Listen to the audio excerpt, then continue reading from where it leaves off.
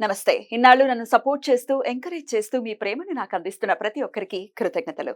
అలాగే ఈ వీడియో కూడా ఖచ్చితంగా మీకు ఉపయోగపడుతుంది. లైక్, షేర్ అండ్ సబ్స్క్రైబ్ చేసి మీ సపోర్ట్‌ని నాకు అందించండి. అలాగే ఈ వీడియో పట్ల మీకున్న అభిప్రాయాన్ని కామెంట్ సెక్షన్‌లో కామెంట్ చేసి తెలియజేయండి. ఇప్పుడు వీడియోని చూద్దాం. జ్యోతిష్య శాస్త్రం ఒక అద్భుతం. వేదాంగమైన జ్యోతిష్య శాస్త్రం అనేటువంటిది మానవ జీవన గమనానికి ఒక వరం. జ్యోతిష్య శాస్త్రం నీ జీవితంలో వెలుగునింపే ఒక భాష.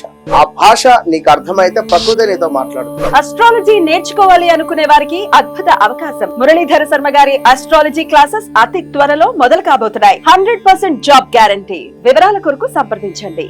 నమస్తే, వెల్కమ్ టు అవర్ ఛానల్. నేను పద్మిని. ప్రస్తుతంతో పాటు ప్రముఖ ఆధ్యాత్మికవేత్త, ఆస్ట్రోన్యూమరాలజిస్ట్, వేదిక్ వాస్తు స్పెషలిస్ట్, శ్రీ విద్య మరియు హనుమత్ ఉపాసకులు బ్రహ్మశ్రీ డాక్టర్ సిస్లా జయశంకర్ గారు మనతో పాటు ఉన్నారు. మాట్లాడతారు. సార్ నమస్తే సార్.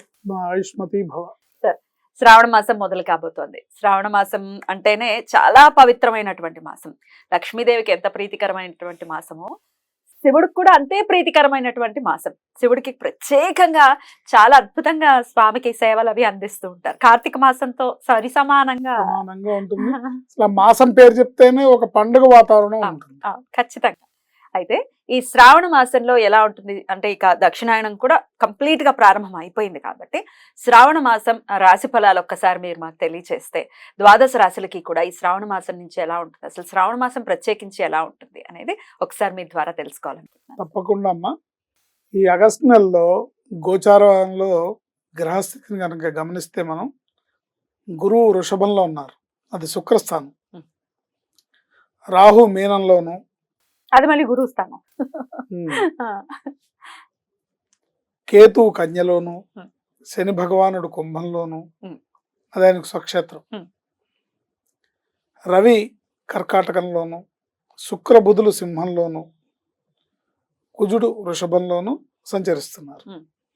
ఈ నెల రవి కర్కాటక రాశిలో 17వ తేదీ మధ్యాహ్నం 1:20 వరకు ఉండి తర్వాత తన స్వక్షేత్రమైన సింహరాశిలోకి ప్రవేశిస్తున్నాడు. కుజుడు వృషభ రాశి నుండి తృతీయ స్థానమైన మిథున రాశిలోకి ప్రవేశిస్తున్నాడు. ఎప్పుడు సార్? ఆగస్టు 26 వరకు వృషభంలోను, తర్వాత మిథునంలోను ప్రవేశిస్తున్నాడు. శుక్రుడు ఆగస్టు 24 వరకు సింహంలోను, సింహం నుండి తర్వాత కన్యలోకి ప్రవేశిస్తాడు. బుధుడు ఆగస్టు 24 వరకు సింహంలో ఉండి వక్రించి కర్కాటకంలోకి ప్రవేశిస్తున్నాడు. బుధ వక్రగతి అనేది ఉంది ఈ మాసంలో ఖచ్చితంగా. రైట్. సో ఇది గోచార పరిస్థితులు, ఎక్కడెక్కడ ఏ గ్రహాలు ఉన్నాయని. సో వీటి రీత్యా డెఫినెట్ గా ఎట్లాంటి ఫలితాలు ఉన్నాయనేది మనం ద్వాదశ రాశులకి ఎలాంటి ఫలితాలు ఉన్నాయని చెప్పుకుందాం. సార్, ఇక శ్రావణ మాసం కాబట్టి ప్రత్యేకంగా ఈ ప్రశ్న అడుగుతున్నాను. ఖర్చులు ఖచ్చితంగా పెరిగే పరిస్థితి ఉంటుంది. అంటే ఆడవాళ్ళకి చీరలని, నగలని, ఇంకా పూజాది కార్యక్రమాలు ఖచ్చితంగా చేసుకుంటారు కాబట్టి ఒకంత పెరుగుతుంది కదా. అవన్నీ సరదాలండి, ఖర్చు పెట్టకపోతే ఎట్లా? పెట్టాలని, పెట్టద్దని అన్నట్లా. ఈ రోజుల్లో ఏమవుతుందంటే ఇలా ఖర్చు పెట్టకపోతే హాస్పిటల్స్ ఖర్చు అవుతుంది. ఇది బెటర్, ఆనందం ఉంటుంది కదా. ఆడపిల్లలు కాళ్ళకి పసుపులు పారాణులు రాసుకొని, కొత్త లంగా జాకెట్లు వేసుకొని, కొత్త బట్టలు కట్టుకొని, పట్టు బట్టలు కట్టుకొని, శ్రావణ మాసపు శోభే వేరు, చాలా అందంగా ఉంటుంది. అయితే ఏ స్త్రీకైనా శ్రావణ మాసంలో, ప్రత్యేకించి శ్రావణ మాసంలో అమ్మవారిని కొలుచుకోవాలి అని ఉంటుంది. ఒక్కొక్క ఇళ్లలో మనం చూస్తాం, భర్తలు అస్సలు సహకరించరు, బాధాకరం. ఏమండి మా భర్త చేయనివ్వరండి, మా భర్త కొనడండి, ఇట్లా రకరకాలు. కొంతమంది స్త్రీలేమో భర్తలను వేధించేస్తుంటారు, నాకు బంగారం కావాలి, వాళ్ళు నెక్లెస్లు కొనేసుకుంటారు, నాకు నెక్లెస్లు. ఇట్లా కాకుండా సమన్వయపరచుకోవాలి, సిచ్యువేషన్ బ్యాలెన్స్డ్ గా వెళ్ళటం అనేది మస్ట్. అంతే కదా. ఏదేమైనా శ్రావణ లక్ష్మి మీ ఇంట అడుగు పెట్టాలంటే ప్రధానంగా ఉండాల్సినది ఏంటంటే భార్యాభర్తల మధ్యలో సదవగాహన, ఒకళ్ళనొకళ్ళు అర్థం చేసుకోవాలి. ఆవిడ సరదాలు ఏంటి, ఆవిడ కావాల్సింది ఏంటో చూడాల్సిన బాధ్యత భర్త మీద ఉంటుంది. భర్త యొక్క ఆర్థిక స్థితిగతులు ఏంటో, ఆయన కెపాసిటీ ఏంటో, ఆయన ఎంతవరకు చేయగలుగుతాడో ఏమిటనేది ఈవిడ కూడా అర్థం చేసుకోవాలి. మీరిద్దరూ ఒకళ్ళనొకళ్ళు అర్థం చేసుకుంటే, మీ ఒక మాటలో చెప్పాలంటే మీరే ఒకళ్ళకి ఒకళ్ళు లక్ష్మి, ఆయనకి మీరు లక్ష్మి, మీకు ఆయన లక్ష్మి. కరెక్ట్. సో మీలో మీరు అండర్స్టాండింగ్ చేసుకున్న భార్యాభర్తల మధ్యలో ఉన్న సదవగానే లక్ష్మీదేవి రాకకు ప్రథమ సూచన అవుతుంది. ఎగ్జాక్ట్లీ సార్, నా పాయింట్ కూడా అదే. ఏదో రాశి ఫలాలు చెప్పేసాం, శ్రావణ మాసం సూపర్ గా ఉంటుంది అన్నారు. లేదు అంటే నీ నిత్య దైనందిన జీవితంలో నువ్వు చేసే తప్పుల వల్ల డెఫినెట్ గా లక్ష్మి అనుగ్రహించదు. మరి కన్యా రాశి వారికి ఈ శ్రావణ మాసం ఎలా ఉండబోతోంది సార్? తప్పకుండా అండి, కన్యా రాశి వాళ్ళకి సామాన్యంగా ఉంది. ఉత్తర ఫల్గుని నక్షత్రం 2, 3, 4 పాదాల వాళ్ళు, హస్తా నక్షత్రం 1, 2, 3, 4 పాదాల వాళ్ళు, చిత్తా నక్షత్రం 1, 2 పాదాల వాళ్ళు కన్యారాశి కింద వస్తారు. వీరికి 2 గ్రహాలే యోగిస్తున్నాయి. స్వక్షేత్రంలో కేతువు, షష్టంలో శనేశ్వర స్వామి, సప్తమంలో రాహు, నవమంలో గురుకుజులు, లాభంలో రవి, వ్యయంలో శుక్రబుధులు. వీళ్ళ గ్రహస్థితి అది. ఈ రాశి వారికి ఆర్థిక, ఆరోగ్య, వ్యాపార, ఉద్యోగ, విద్యా విషయాల్లో ఈ నెల అన్నింటా అనుకూలత కనిపిస్తుంది. స్థిరాస్తి విషయాల్లో అనగా స్థలం కానీ, పొలం కానీ, ఇల్లు లేదా ఫ్లాట్ కానీ కొనాలి అనుకునే వారికి ఈ నెలలో అనుకూలంగానే పరిస్థితి గోచరిస్తుంది. ఉద్యోగస్తులకి ట్రాన్స్ఫర్ అయ్యే అవకాశం ఉంది. పిత్రార్జితం సంప్రాప్తించే సమయం.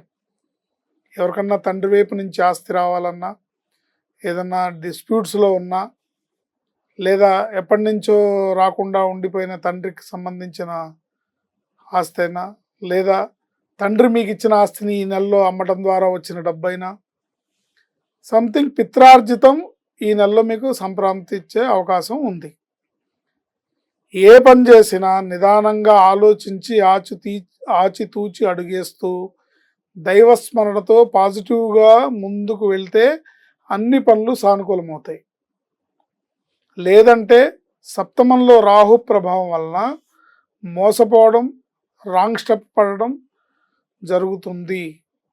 అలా జరగడం వల్ల ఇబ్బంది పడతారు.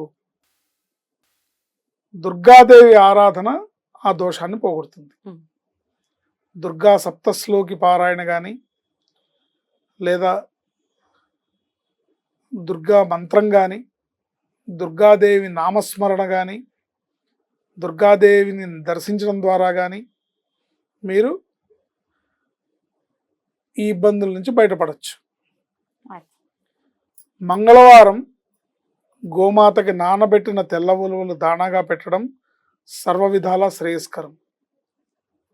దుర్గే రక్షణి నమః అనే మంత్రాన్ని కూడా మీరు జపించుకున్నట్టయితే అన్ని రకాలుగా సత్ఫలితాలు సంప్రాప్తిస్తాయి.